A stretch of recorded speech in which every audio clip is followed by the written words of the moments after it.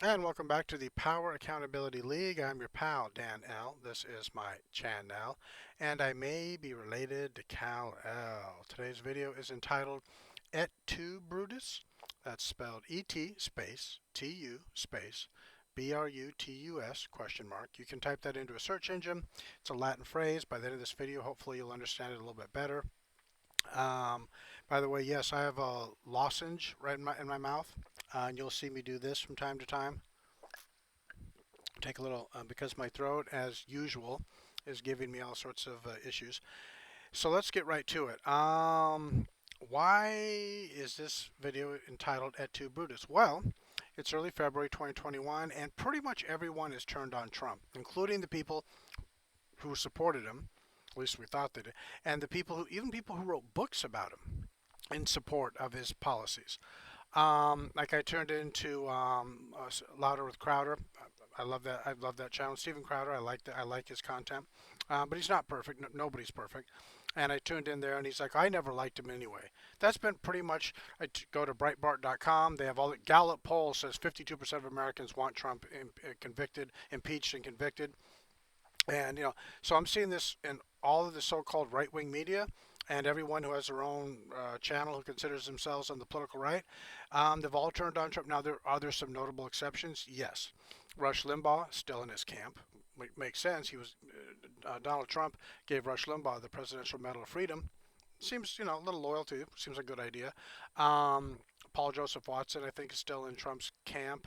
Gavin McInnes, I believe, though I don't watch censored TV as much as I'd like to because I don't know. I don't. Do I have to pay for it? I'm not going to pay for that.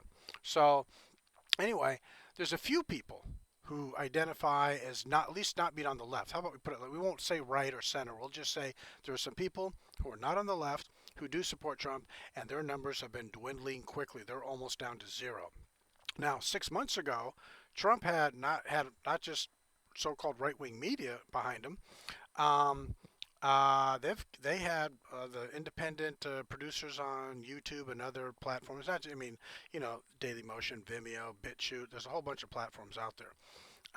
But now everyone is stabbed him in the back. You've heard of Newsmax. They're also a media outlet. Newsmax.com. You can go there, check it out. And they were interviewing the guy from My Pillow, and he starts talking about the fact that the election has integrity issues, and they literally, one of them ran out of the studio. I forget the name of the anchor who did that, but the point is they were talking to someone who was still, and I'm with that person, by the way, who still believes that there were some major integrity issues in November and also in January.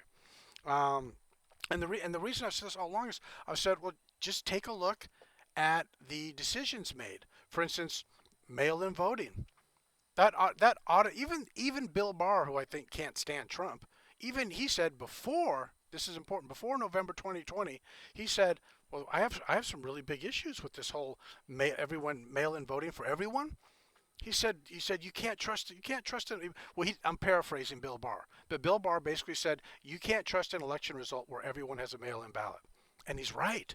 Bill Barr was, of course, after the November election when Trump lost. That's in quotation marks. Yes, air quotes are annoying. I don't care. Lost, L-O-S-T quotation. Um, Bill Barr said all of a sudden then there were no problems with the election. Bill Barr, I think, even said we've had the FBI look into this. No, no, they didn't. Now, I want to know the names of all the agents who looked into the improprieties, the irregularities. I want to know the names of everyone at the DOJ, which includes the FBI and every other law enforcement agency at the federal level. I want to know who looked into the election. I want to know their names. I want to know what they did. Who did they interview?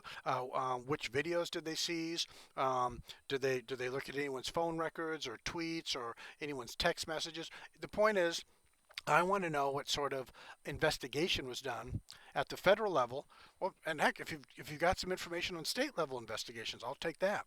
The point is, before the election, Bill Barr had a problem with many of the decisions being made about the November election. After the election was over, everything's hunky dory. No integrity issues. And like I said, his first response was there's no evidence of any irregularities in our election. But then a couple weeks later, he said, well, maybe some irregularities, but not enough to throw the election. not enough to determine the outcome of the election in favor of Biden over Trump. Anyway, so Newsmax, I'm not saying they've turned on Trump, but pretty much everyone has turned on Trump, and like I've enumerated a few people who haven't. And now, did Victor Davis Hanson predict this? Yes, and that was. I'm going to mention him for a second here. He's especially disappointing because he did say for the last 4 years, ever since the day Trump was elected, he said after Trump leaves office, no one will say thank you, no one will be appreciative. And this is interesting. And recently, I was listening to a podcast with Victor Davis Hanson, who's incredibly intelligent. He's a good historian. I like him personally, but even he turned on Trump. He started using 2020 hindsight. He started complaining about all the things that Trump did after November, from November up to January 20th. He had a whole roster of things he thought was really a bad decision making by Trump. That's what, not me. I don't have any complaints about any of the decision. I mean, did he make some missteps? Probably, but you're asking for perfection. I'm not asking for perfection from Donald Trump. I think before the election and after election he had one consistent message, which was this is an election which cannot be trusted for lots of different reasons. You're going to get sued by Dominion and Smartmatic. Okay, well, just to make the lawyers. And by the way, that's fine. Spend $1 million suing me so you can collect $50. Sorry, I'm broke. But anyway, but I'm not blaming just Dominion and Smartmatic, though I have no doubt that just by the nature of automated machines, unless they're strictly mechanical, they're analog mechanical, can be tampered with. There's a CNN video from 2018 where CNN was complaining about how easy it is to manipulate votes using automated voting. So even if Dominion and Smartmatic have the highest ethics ever seen by the human race, and well, anyway, let's assume that. Let's assume that everyone at Dominion and Smartmatic, are they separate or are they the same? I don't know. But let's assuming they're separate organizations. Let's say that everyone who works for those organizations has more integrity than any human who's ever existed on this planet. Doesn't matter. You can still tamper with any machine made by mankind. There isn't a machine that's ever been made by a human being that can't be tampered with. It can't be made to break down. It can't be made to malfunction. Maybe that's the word you're looking for. That's the word I was looking for. So we know that. Do you have a computer? I'm sure you're probably watching me on a computer. Is your computer perfect? Does your computer make mistakes? Has anyone ever tried to hack into? Do you know of people hacking into maybe not your computer, but the computers where you work? The point is, you are not stupid. You understand that if computers can be hacked into, things with microchips can be hacked into, things that are highly technical, that are high technology items, they can be manipulated. So even if Dominion and Smartmatic were perfect in everything that they did, their systems can be tampered with. I promise you that, because there's nothing that human beings have ever invented that can't be compelled to malfunction with the right intervening with that in that machine. Intervention. I think intervention is the word I'm looking for. So anyway, but basically today's video, this might be my first video which is short, because I've really summed it up as simply and as concisely as I can. Except I want to say something about Victor Davis Hanson before we leave this video. He said, again, he's been saying this, and he's been consistent, and I never actually doubted him. I thought he had a good point. He's been saying since the day Trump was elected that when he leaves, there would be no applause, there would be no parades, no thank yous, no one would give him credit for anything good that he's done. And he was right about that. But one thing he didn't predict, and and I didn't see it coming, but that's also because I've said in so many videos, you can't predict the future. Victor Davis Hanson was trying to predict the future, and he got a big chunk of it right. He was correct when he said no one's going to shake Donald Trump's hand as he walks out the door of the White House, and he was right about that. And I suspected he was right about that. But the one thing Victor didn't see, and I didn't see, I don't know who saw it, was that now it's not enough that he's not going to get a thank you for exposing the fact that we live in the corruption in our society starts down at the level of dog catcher and goes all the way up to the White House and most of the people working in the White House. And it doesn't matter whether it's a Republican or Democrat. It doesn't matter whether the name is Bush or Obama. The men and women who, not all of them, but just 98% of the people who seek powerful offices in our, and that also includes the CEOs of corporations. Because I'll tell you what, I'm going to make there's a follow-up video that is really related to this video that comes next, and I'm going to make that in just a short while here. And that video is going to talk about something that happened that I predicted, but it happened on a vastly accelerated scale.